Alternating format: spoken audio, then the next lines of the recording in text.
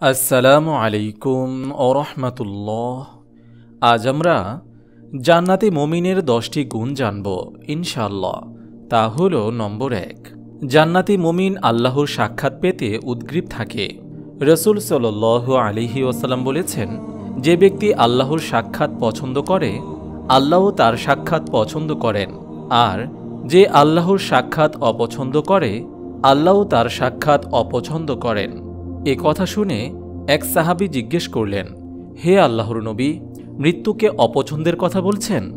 আমরা প্রত্যেকেই মৃত্যুকে অপছন্দ করি। রসুল সাল্লাল্লাহু আলাইহি ওয়াসাল্লাম বললেন, সেটা নয়, বরং মৃত্যুর সময় যখন মুমিনকে আল্লাহর রহমত, সন্তুষ্টি ও জান্নাতের খোঁজখবর দেওয়া হয়, তখন সে আল্লাহর সাক্ষাৎ পছন্দ করে, আল্লাহও তার সাক্ষাৎ পছন্দ করেন।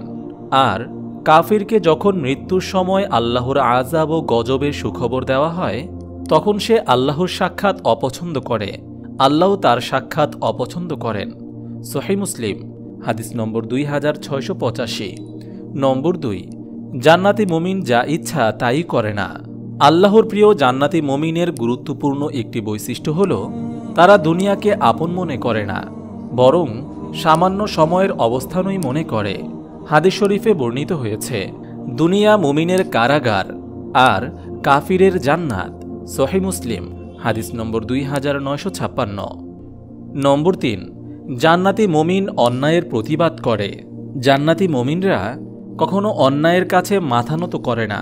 মহানবী সাল্লাল্লাহু আলাইহি ওয়াসাল্লাম বলেছেন, তোমাদের কেউ যখন কোনো অন্যায় হতে দেখে, সে যেন সম্ভব হলে তা হাত দ্বারা রুখে দেয়, আর এটা সম্ভব না হলে প্রতিবাদী ভাষা দিয়ে তা প্রতিহত করে, আর তাও না পারলে সে যেন ওই অপকর্মকে হৃদয় দ্বারা বন্ধ করার পরিকল্পনা করে, অর্থাৎ মনে মনে ঘৃণা করে। এটি দুর্বল ঈমানের পরিচায়ক। তিরমিজি হাদিস নম্বর 2172। নম্বর 4, জান্নাতি মুমিন কোরআন তেলাওয়াত করে। নবী সাল্লাল্লাহু আলাইহি ওয়াসাল্লাম বলেছেন, যে ব্যক্তি কোরআন তেলাওয়াত করে তার দৃষ্টান্ত এমন লেবুর মতো যা সুস্বাদু ও সুগন্ধযুক্ত, আর যে মুমিন কোরআন পাঠ করে না তার দৃষ্টান্ত এমন খেজুরের মতো যা সুগন্ধিহীন কিন্তু খেতে সুস্বাদু। আর এমন পাপী ব্যক্তি যে কোরআন পাঠ করে তার দৃষ্টান্ত হচ্ছে রায়হান জাতীয় লতার মতো, যার সুগন্ধ আছে কিন্তু খেতে বিস্বাদ।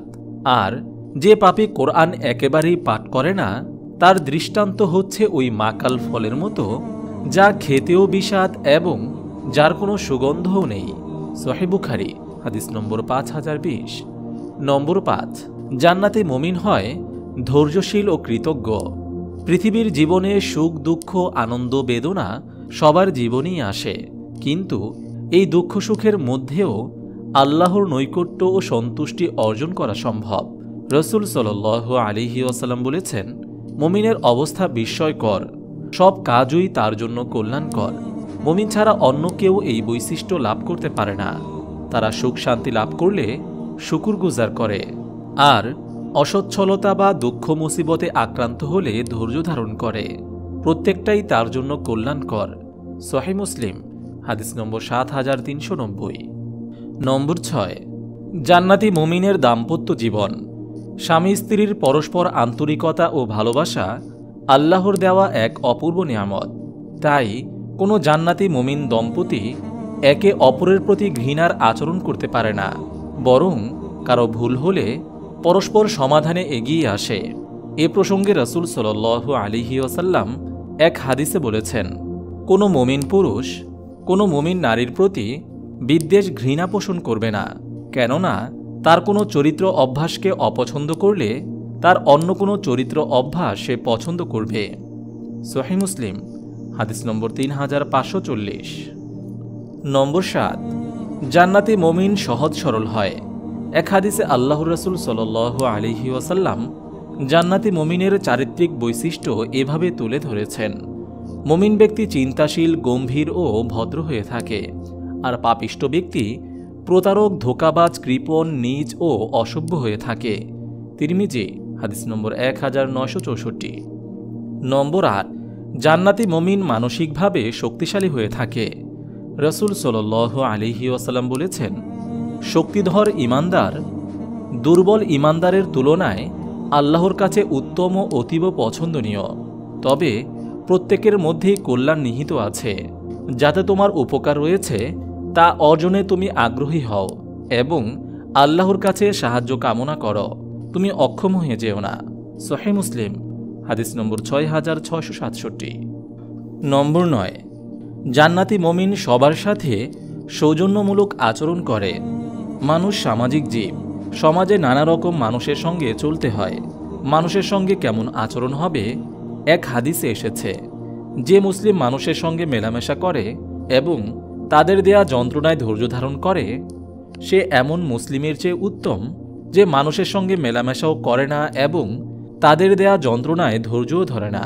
তিরমিজি হাদিস নম্বর 2507। নম্বর 10, জান্নাতি মুমিন আন্তরিক হয়ে থাকে। শুধু আল্লাহর সন্তুষ্টির জন্য পরস্পর ভালোবাসা ও অন্তরঙ্গতার সম্পর্ক তৈরি করা জান্নাতি মুমিনের অনন্য বৈশিষ্ট্য। নবী করিম সাল্লাল্লাহু আলাইহি ওয়াসাল্লাম বলেছেন, মুমিন সবার আপন হয়, অন্তরঙ্গ হয়। যে অন্তরঙ্গ হয় না এবং যার সঙ্গে অন্তরঙ্গ হওয়া যায় না তার মাঝে কোনো কল্যাণ নেই। মুসনাদে আহমদ হাদিস নম্বর 9198। আল্লাহ তাআলা আমাদের সবাইকে জান্নাতি মুমিন হওয়ার তৌফিক দান করুন, আমিন। আপনি যদি এরকম ভিডিও আরও পেতে চান তাহলে এই চ্যানেলটি সাবস্ক্রাইব করে পাশে রাখা বেল আইকনটি অন করে দিন।